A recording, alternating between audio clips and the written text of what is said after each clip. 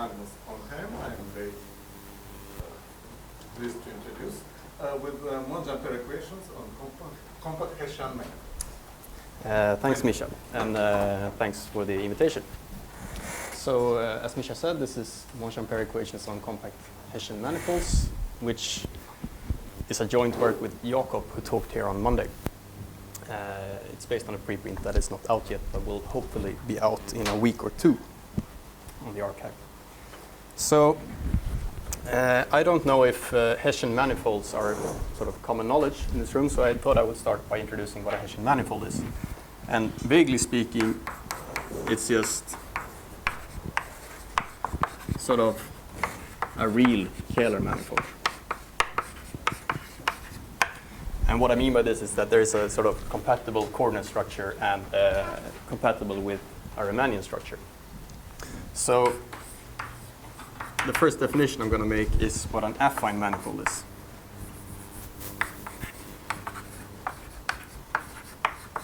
So we just call it affine if there is a collection of charts, let's call it an atlas,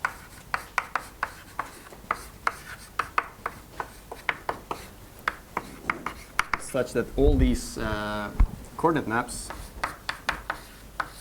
and you change coordinates, you get an affine function.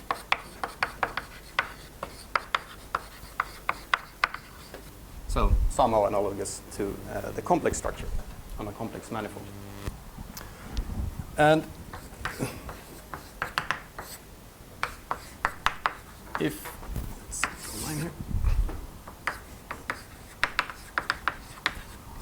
we don't only have an affine structure, but we also have a Riemannian structure,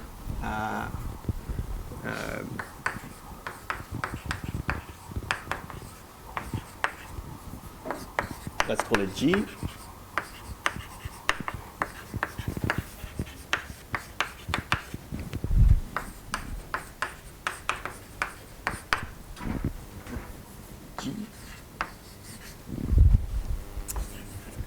Such that it is locally induced by some convex function.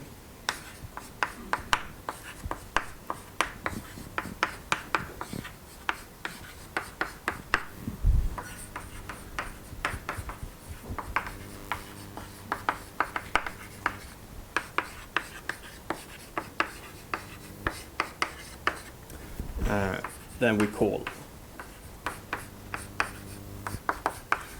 this a Hessian manifold. So it's really the same as a Kähler manifold. You take two derivatives in the sort of canonical coordinates. And I'm just going to make a quick remark about this.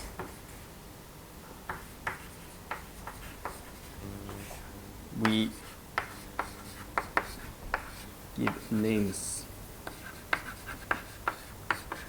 to M.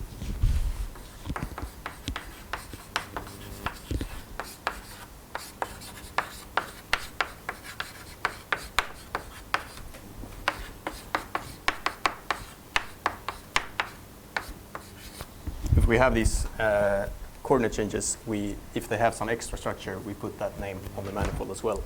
So the prime example for us would be a special manifold.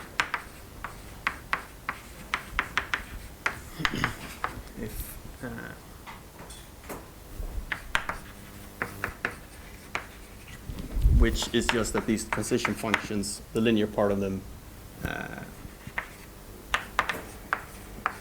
are special. All right. So with these just quick definitions out of the way, we can sort of try to make sense of this word Monge-Ampere in this setting. So let's make two remarks about this.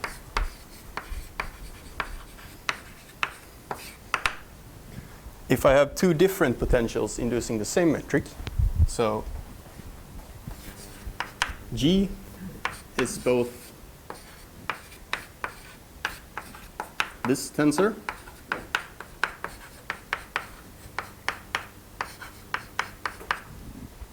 and also equal to some other expression, say phi prime,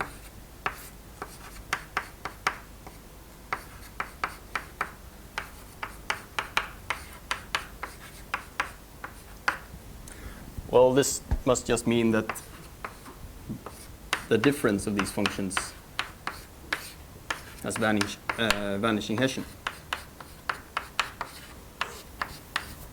So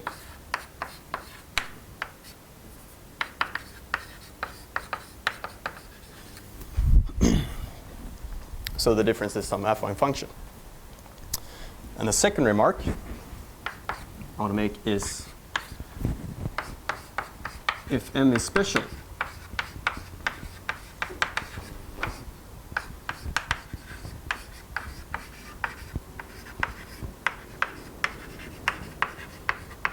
I mean, in each fixed chart, I can just define some Lebesgue-type measure.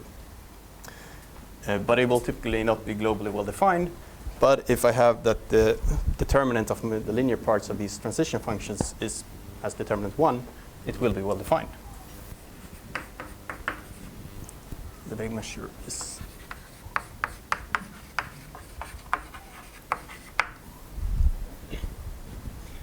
so this really means that it makes sense to write out a Monge-Ampere type equation.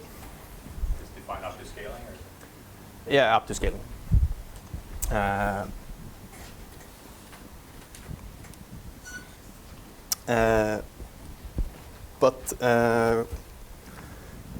So the point of this is this equation, Monge-Ampere of phi, which I will define as the determinant of the Hessian,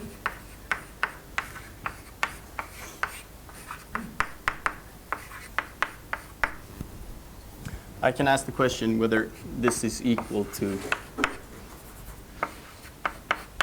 these measures are equal. And I mean, there are some subtleties here that I'm differentiating here. So really this determinant should have some dx tensor dx here. But since the manifold is special, it doesn't really matter. It's sort of, this really means that you can think of it like the canonical bundle, if you were to define such a thing, is trivial. So I can just multiply and divide by dx as I want. It's well defined.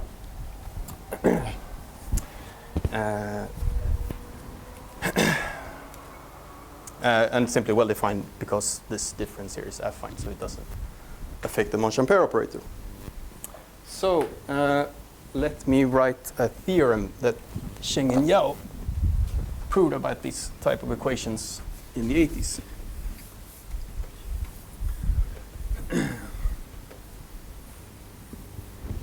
And by the way, this special here, that there exists such a compatible volume form compatible with the affine structure, it really makes that the special manifolds are somehow the real version of Calabi-Yau manifolds. Yes.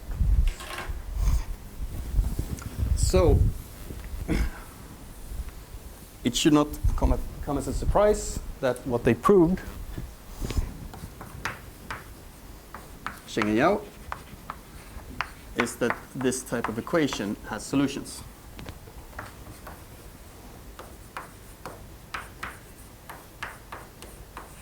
And they even did it, say, when something has a smooth density.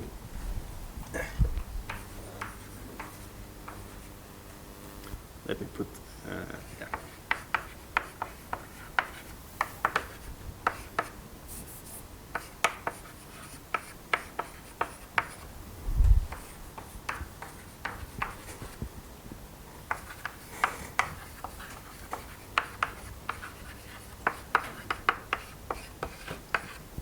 And I'm using the word class here that I will define later.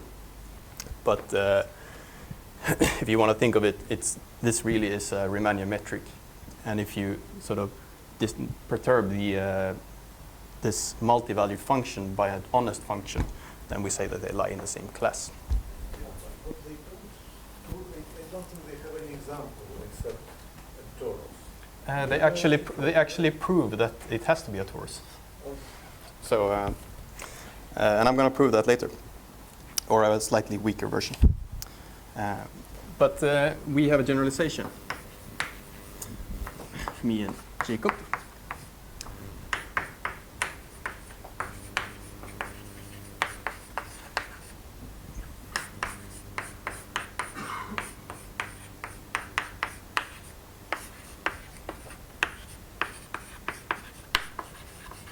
We can define a more general type of Monge-Ampere equation. I did not write this. Schengen-Yau's theorem holds for special compact Hessian manifolds.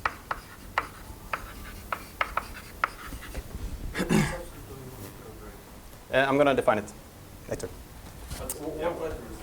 It's a new. Let's.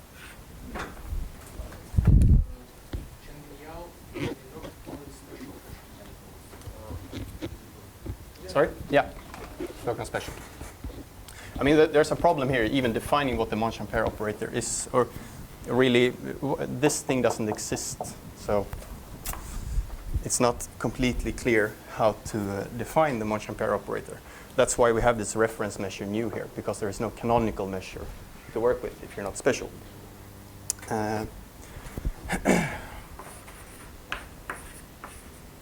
Compact. But we can drop this condition on things being special.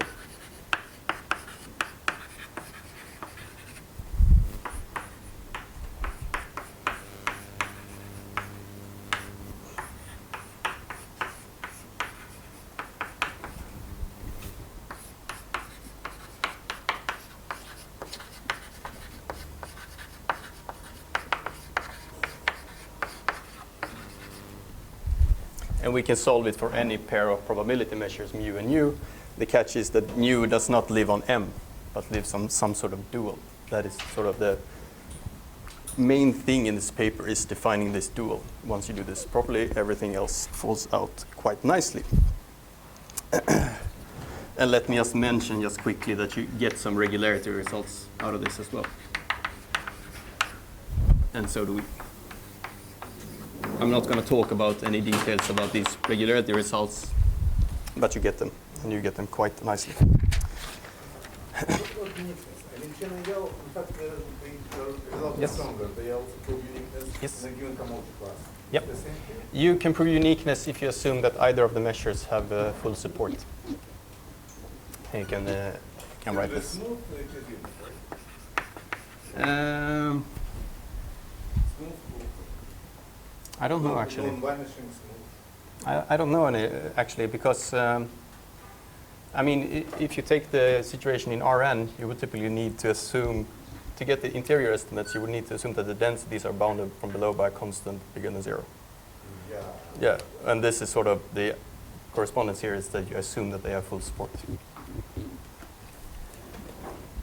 Or you're talking about uniqueness. Full support is they're non-zero, right? You can take them to be non-zero, but we can take any measures. You can take sum of direct methods if you want. Unique if, say, support of mu is full. Or the support of mu. I'm just taking one of them to be to not get bogged down in details. So, let me take a quick detour here. As Misha asked, that they only have examples of tori. So let me prove this quite quickly. The reason I'm proving this is because it allows me to introduce a theorem by a man named Shima.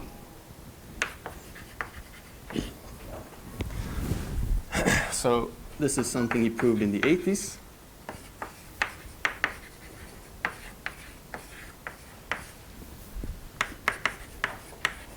Which is something about the universal cover of a compact Hessian manifold, not assumed to be special, can be identified.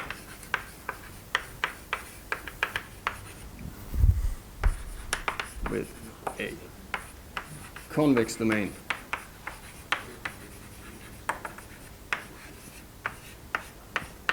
in Rn, where n is the dimension of the manifold. And he actually proved slightly more. He proved that phi lifts to a convex exhaustion function on this omega.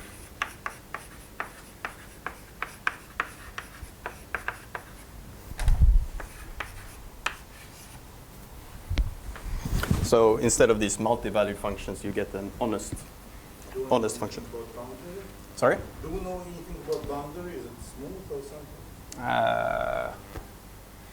Well, I don't know actually. It will be smooth for a very simple reason. I'm assuming that these metrics are smooth, and what you're lifting is the Hessian. You're lifting it so that the Riemannian metric that you get on Rn is the same as the one downstairs. So phi is a smooth function as well. So this is very nice because this allows us to prove this structure theorem quite easily. And the theorem that is in Cheng and Yao's paper, but they don't prove it in this way.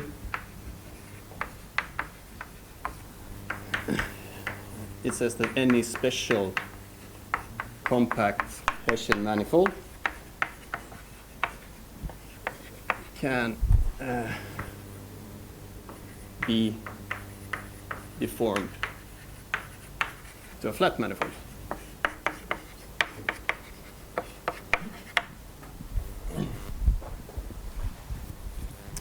So the idea is really to prove that this convex domain, that you get some flat metric on this, and then the actual manifold is a quotient of just the Euclidean plane with an affine group. So the proof of this is quite simple. You solve Monge-Ampere phi is equal to dx. And then you pass to the universal cover omega. Let's call this lifting capital phi.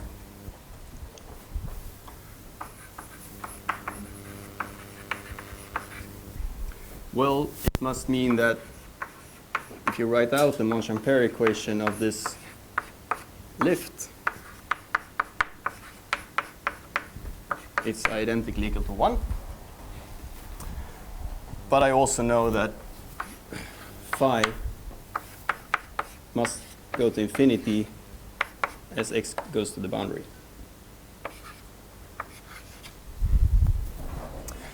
And then there's this classical, or sort of classical theorem by Jürgens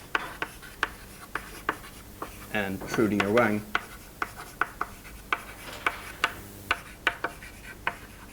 that implies that phi must be x squared over 2 and omega must be Rn, which is a very flat metric. So what I thought I was going to talk about is how we're constructing our method of solving this Monge-Ampere equation, and to contrast it with the Cheng and Yao paper. I'm just going to mention that they use a continuity argument to do this, whereas we use a variational argument.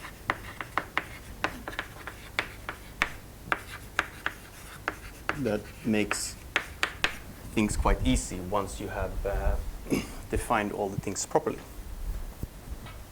I'll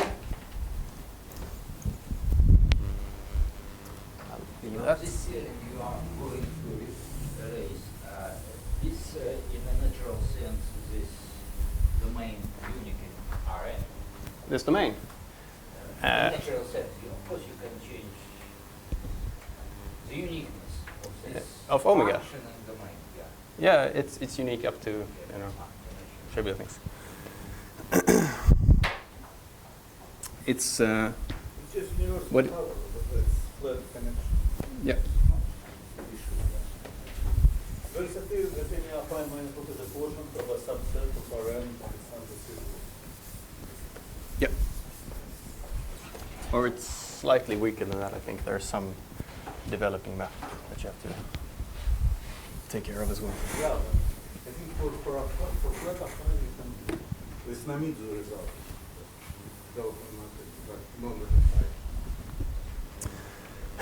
So to talk about this variational approach, I thought I was going to do it in a sort of simpler setting first, and I was going to talk about a variational approach without this Hessian, just on, say, Rm. So, which is going to be inspired by optimal transport for those of you who, or it's going to be optimal transport for those of you who recognize that word. So the setup here is two probability measures.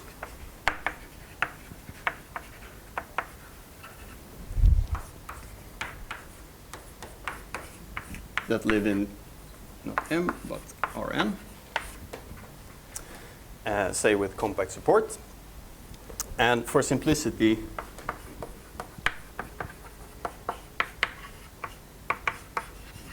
I'm going to take mu to be just the Lebesgue measure restricted to a convex set. And just take it to have volume 1 so that it's a probability measure instead of normalizing. And the technique that sort of comes up naturally in optimal transport is what is called a Kantorovich functional.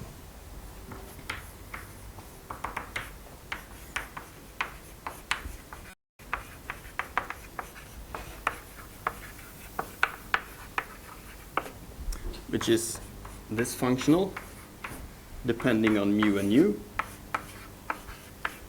where you just integrate phi against mu and also integrate its Lechon transform against nu, which I'm taking to be this the Lebesgue measure on a convex set.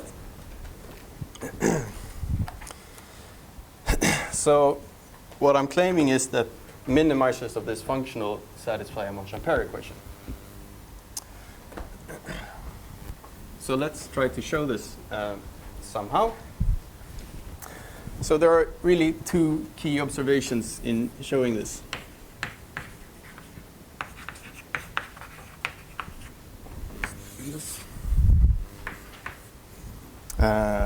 I should have written somewhere that I'm viewing this as a functional from continuous functions to R.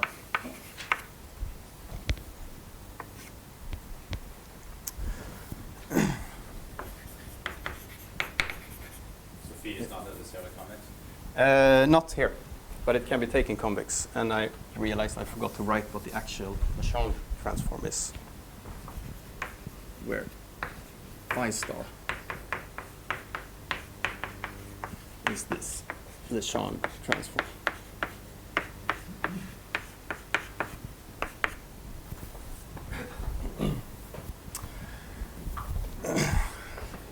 It's the Lechon transform.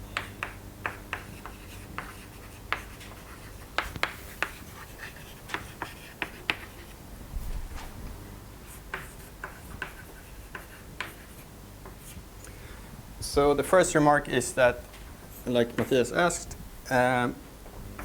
the minimizer, if it exists,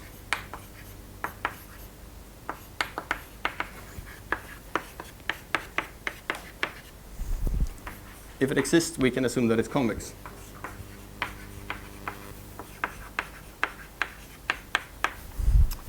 The reason is that if I take the Lechon transform of something, and I always get a convex function. And if I take the double Lechon transform, I will get the convex function since it's the Lechon transform of something. But you can also show that it's always less than or equal to phi, the function you started with. But it also has a sort of idempotent property that if you take the double Hessian transform of a convex lowest semi-continuous function, you will get back the function you started with. This means that if I take 3 Hessian transforms, I get an identity. I get the same thing. So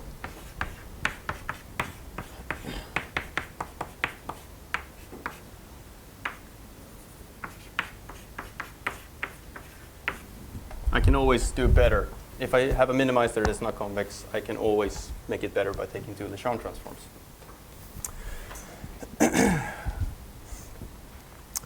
And the beautiful thing about this is that it means that I really can take minimizers over all continuous functions. It means that any minimizer that I find, there is an open ball that around it that it's minimal around. I don't know how to say it in English. But it means that any minimizer has to be a stationary point. If I just took the infimum over the set of convex functions, the minimum is not necessarily stationary. So I can get a characterization of the minimizers of the Kantorovich functional just by differentiating. So the second remark here is that if I differentiate this part of the functional, well, this is just linear, so it's mu. And if I do a formal calculation where I try to differentiate just the Hessian transform, where I perturb it in some direction,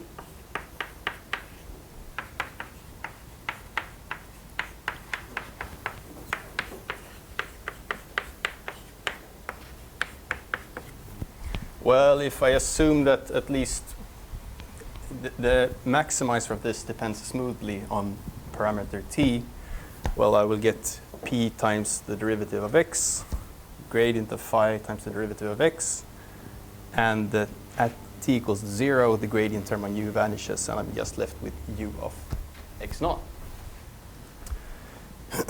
But if I look at this here, just by differentiating this, I can see that x has to be the gradient of phi inverse if I'm going to have a maximizer. So the derivatives from these two terms will cancel out. The message here is that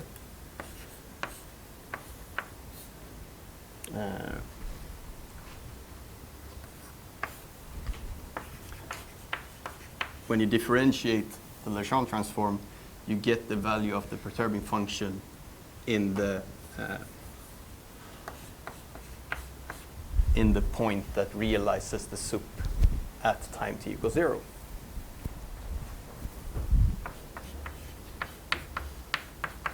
And this point is just. So I'm cheating a bit here. I'm assuming that things are strictly convex and smooth and so on. But this is a formal calculation that can be made precise.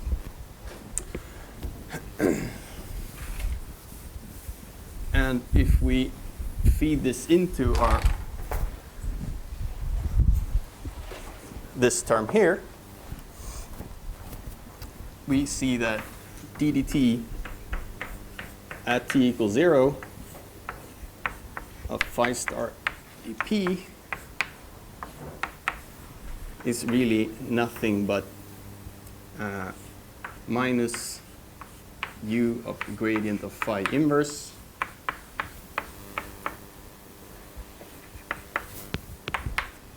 and then I perform a change of variables. I just say that p is equal to the gradient of phi, which of course makes the differential dp become the Jacobian of this, which is nothing but the Monge-Ampere of phi.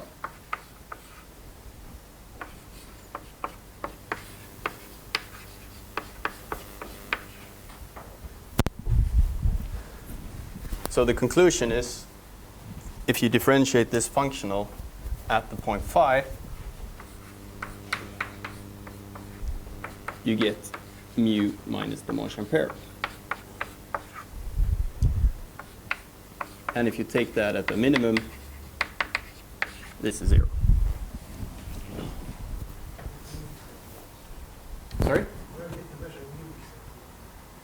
The measure here, I just differentiated the Lechon transform part. I differentiated, let's see, here. So f is the sum of that and that. It doesn't depend on nu. Yeah, it does. If you were to change this, I was going to say that right now, actually. The more sort of nu-dependent way to write this is to just look at this change of variables as a push-forward type relation. So it really says that the push-forward of, let's see that I get things right, that the push-forward of the Lechon transform of phi under of this special measure that I took, this Lebesgue measure, is mu. And the sort of more invariant way to write this will be to just replace that measure with nu instead. This is what we define as the new Monge-Ampere.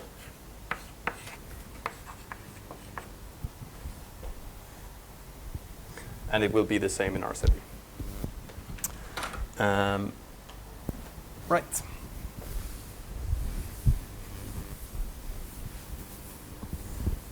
And there are all these subtleties when phi is not smooth and not strictly convex and so on, and that essentially Bernier solved sometime in the 90s. You can define it like this anyway. So the key point, let's see how I'm doing on time. Yeah. The key point is that all we really need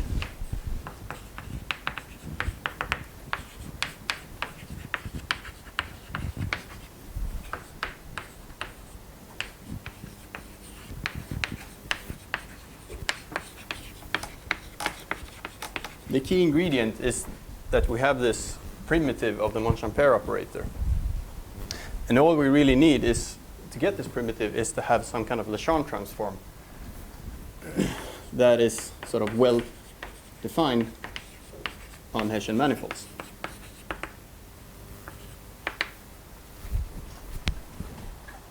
If we have this and we have these two properties, that you can take a double Lechon transform and that it has this nice property that you can differentiate it, then you get a variational formulation of the Monge-Ampere equation.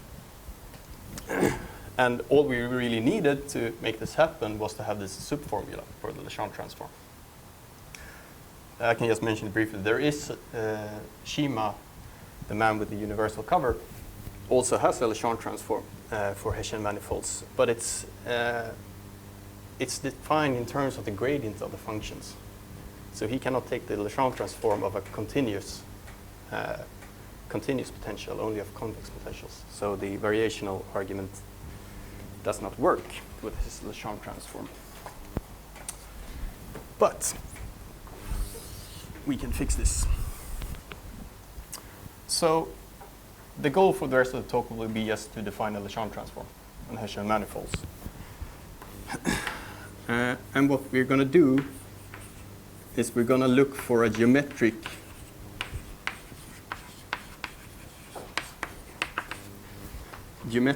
interpretation of this Lechon transform and see if this generalizes to the setting of Hessian manifolds. So what I really do when I take a Lechon transform, let me draw a convex function phi here. Well, I'm really trying to compute this supremum. So let me just fix p and take the linear function px here. And what it says here is that I should make this gap between these two functions as small as possible. which happens somewhere around here.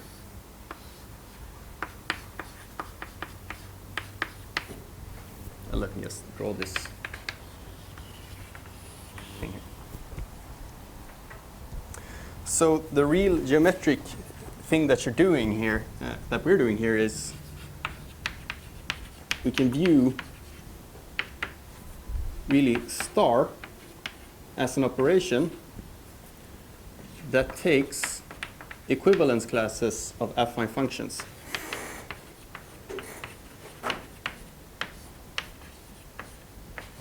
And from this equivalence class picks one particular affine function. I just think of this linear function as the representative of a class, and I pick the representative in that class that meets phi in one point.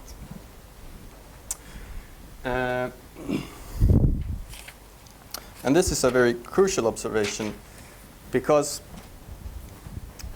we can recall that, let me write it in this way, the metric defined by phi and the metric defined by phi prime are the same if phi minus phi prime is affine. So what we really have is a collection of affine functions on intersections of open sets on M. And if you want to think of this in sort of a, let's say, complex geometric language, we can really think of this data, these sort of local trivializations of the potentials of the metric, as giving the data for a line bundle on M.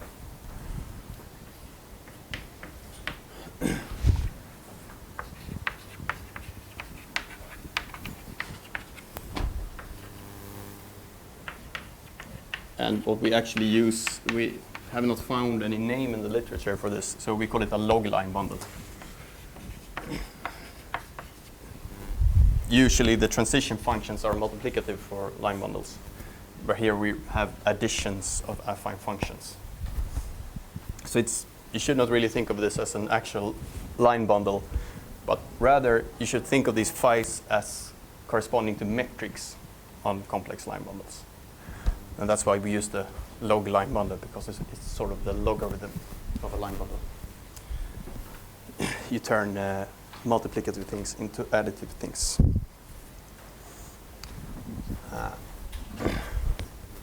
And the point of all this, let me just say that in this language, phi, the potential or the sort of family of potentials of inducing the Riemannian metric, we should really think of this as a global section to this line bundle, or a global convex section to this. Sorry? No. That's it's also over. I don't really know what the word dorsal means, but I'm prepared to accept it. But you're right. It's not a line bundle. It's the principal bundle associated with the affine. Oh. Sorry? No, there's no zero section, which corresponds to this being the logarithm of line bundle. So a zero section would correspond to a function that is identically minus infinity. But again, the point here is that since these changes of trivialization is affine, it means that convexity is well defined as a property of global sections or local sections, or whatever you want.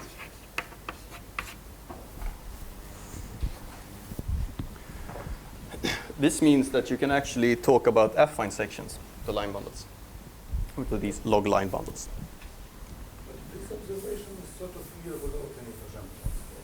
Sorry? This observation is clear without any resemblance.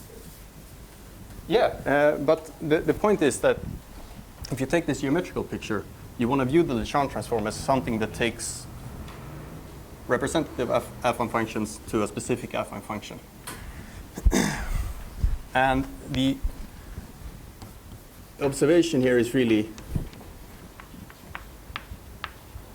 that on a Hessian manifold,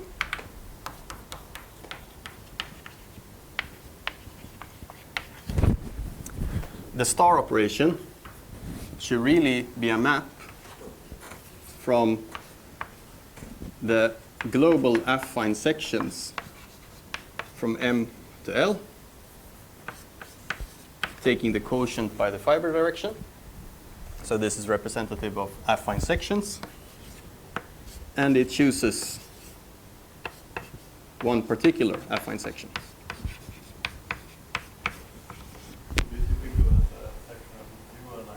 Exactly. So this carries naturally the same type of structure, a log-line bundle over a affine manifold. Because at least if we think locally, this space of convex sections is nothing but Rm plus 1. If you think of local affine functions.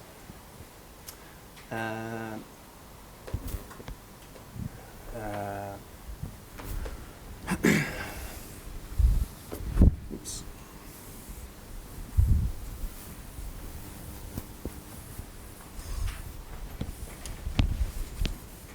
But of course, there is a slight problem with this moral. I should not have these races here.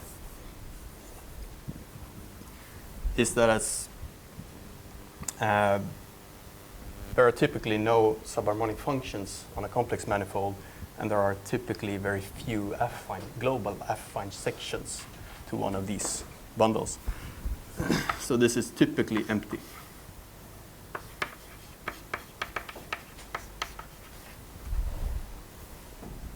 So we can't really do it this way.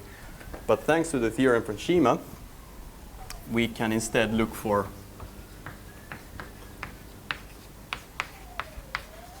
a map which takes the global affine sections from the universal cover to the pullback of the line bundle.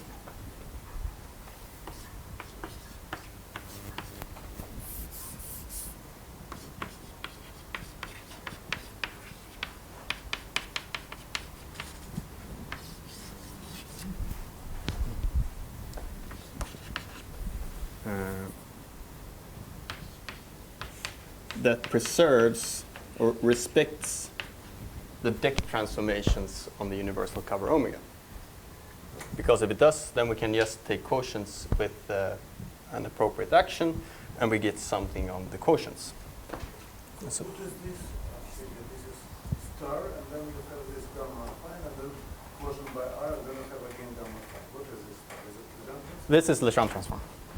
This is my notation for Legendre transform.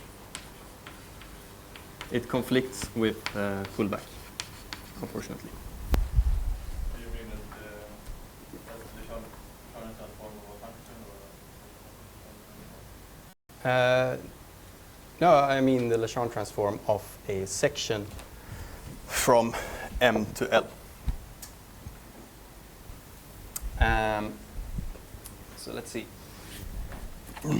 So the observation that I want to make here that makes it work is that this is really just Rm plus 1, but not canonically identified with Rm plus 1 as a Euclidean space, but as some affine space.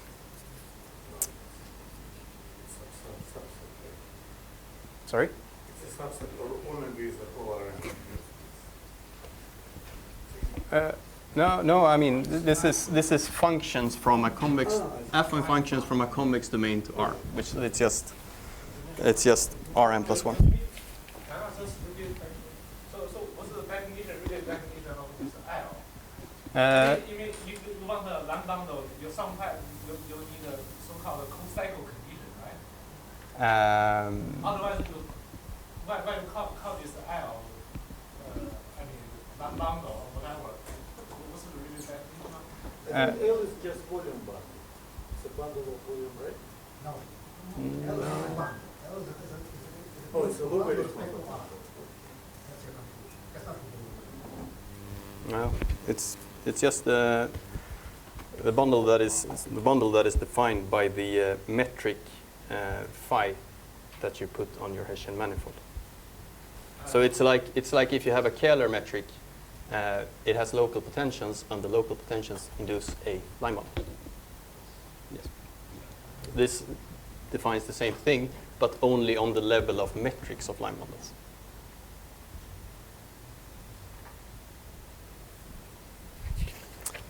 Is the way that I think about it.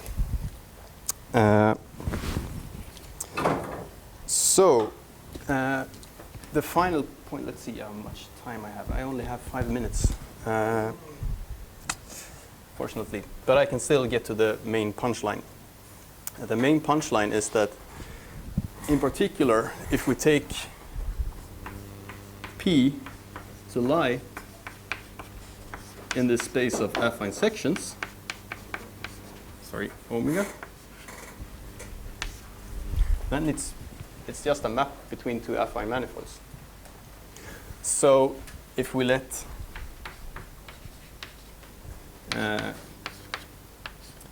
let's see, G be the deck transformations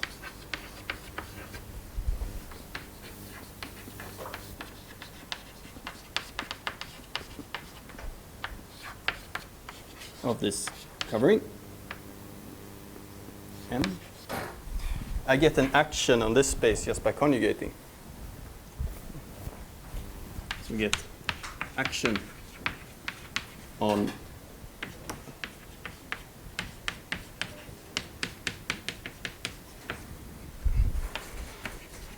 by just letting gamma P be this conjugation.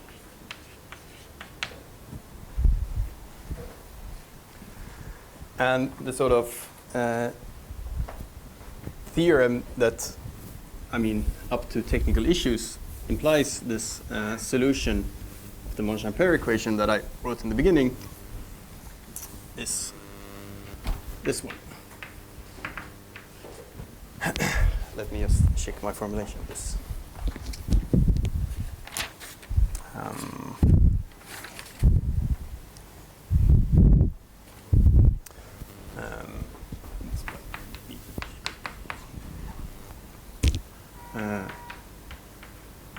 This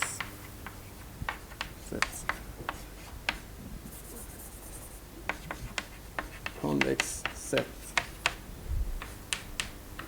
let me call it script L star, sitting inside the space of affine sections,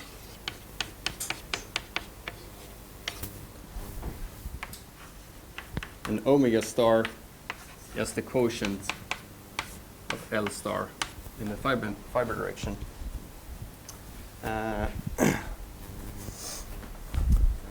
Such that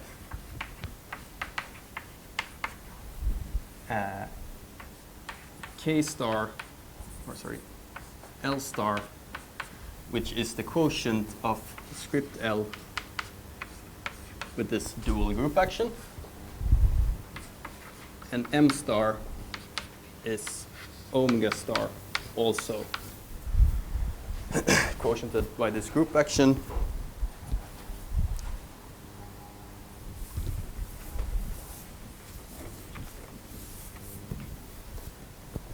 These things carry the structure of log line bundle over Hessian manifold.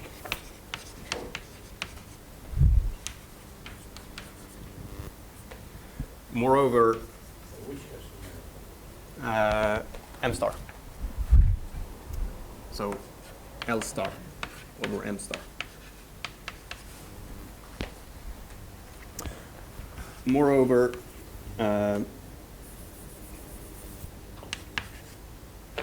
M is diffeomorphic to M star, so they are equivalent as smooth manifolds, but not necessarily as affine manifolds. But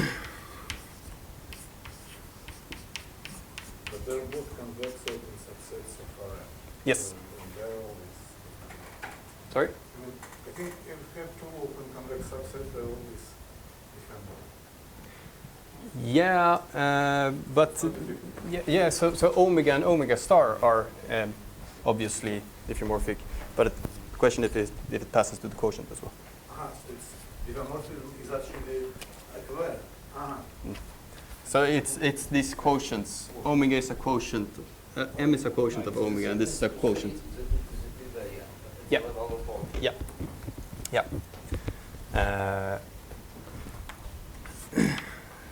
And we actually get a Lechern transform like this. My signs are wrong.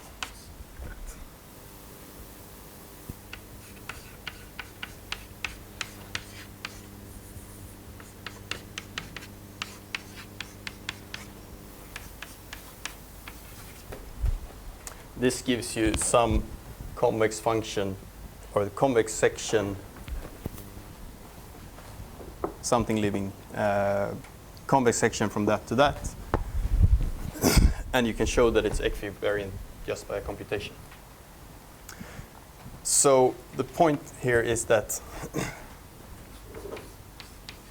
using this, we can just define a Kantorovich-like functional.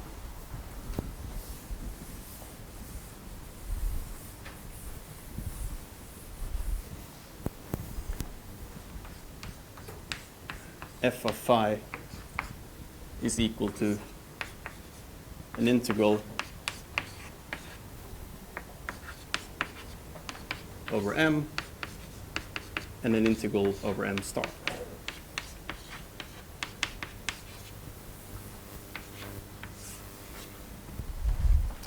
And since these are sections, I don't want to integrate sections directly, so I just subtract some reference section.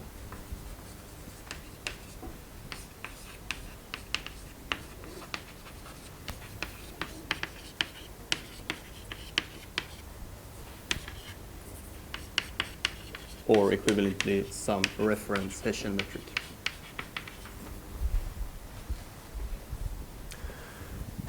So this gives us a Kantorovich functional defined in a very similar way as in Rn, and you can just go about proceeding, trying to show that this actually admits minimizers.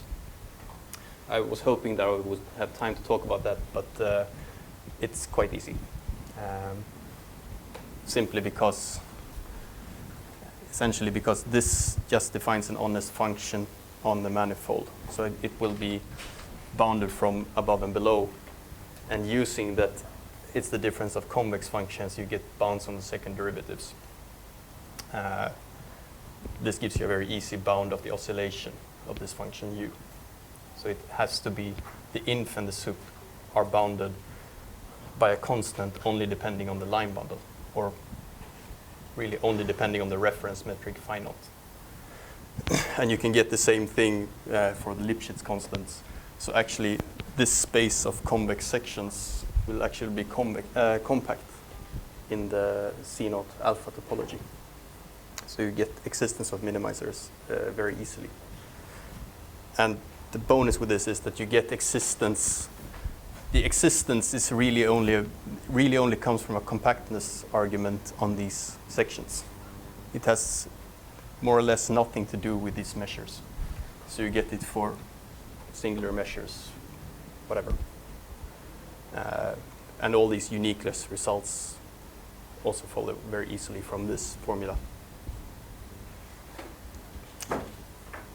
So I'm done. Thank you very much.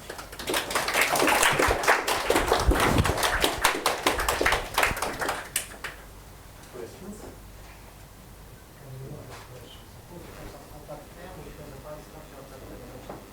Sorry? Have some compact M which can replace the Then we don't know anything. We don't. we hope that someday we can venture into tropical geometry with this, but we don't know. That's the open transportation mapping. Sorry? Open transportation mapping. Yeah. Yeah, so this is actually really how we, this is really, I wrote that these things are diffeomorphic here. And they are actually really diffeomorphic by this map. If you define the differential of the sections in a proper way. So you can really view the optimal transportation map as picking some section or picking some good diffeomorphism between M and M star. And we really define this. I sort of glossed over this. I never really define the new Monge-Ampere operator on a Hessian manifold, but we really define it through this push-forward relation. And you can write it out in coordinates on omega if you like.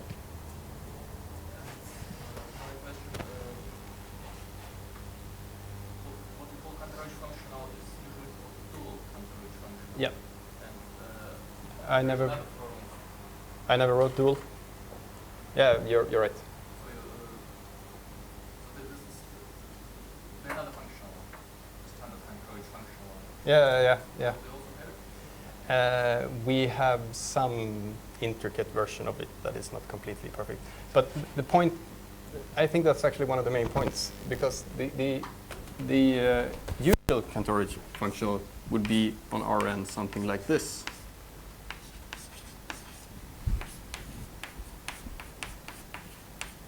Where this gamma, this is really a functional of couplings of measures, gamma. But the problem with this, if you try to generalize this to a Riemannian setting, you would get something like this. This makes perfect sense. But this kind of Cantorage functional is defined in terms of a fixed Riemannian metric on the manifold. This dual thing here is defined only in terms of the affine structure. This means that, at least in my opinion, this is the way to go if you want to find some kind of canonical metrics. Then you don't want to fix this metric somehow. But this is about finding some kind of canonical metrics compatible only with, defined only in terms of the affine structure on your manifold.